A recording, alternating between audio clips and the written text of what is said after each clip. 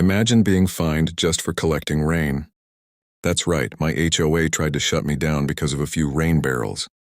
But what they didn't know was that those barrels would turn into the very thing that saved our entire neighborhood when the power went out.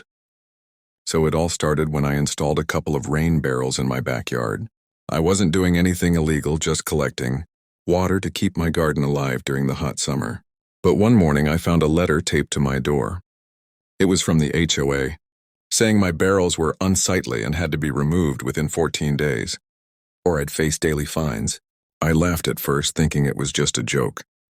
But nope, they were serious. They even sent one of their board members, Karen, to inspect my yard and threaten more penalties.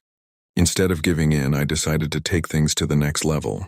I upgraded my rainwater system, bigger barrels, filtration, and even connected it to a small solar-powered pump. The HOA hated it. They said it looked like a science experiment, but I didn't stop there. See, I had been experimenting with storing hydropower and solar energy using those barrels as a cooling system for my homemade battery packs. It sounds crazy, but it worked. Slowly, my backyard turned into a mini off-grid system. My house ran on collected rainwater and stored energy. Then the big moment came.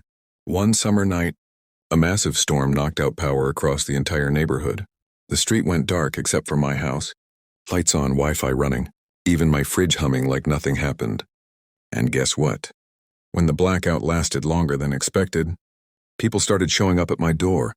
Neighbors who once laughed at my ugly barrels.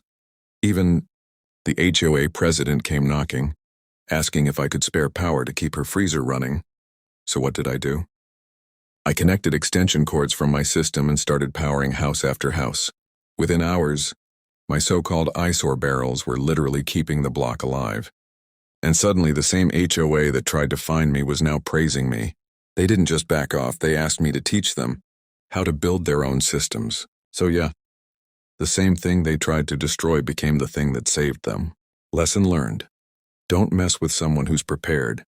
And if you enjoyed this story, make sure to like, share, and subscribe, because next time, I'll tell you about how my DIY system actually sold power back to the grid and made the HOA regret everything even more.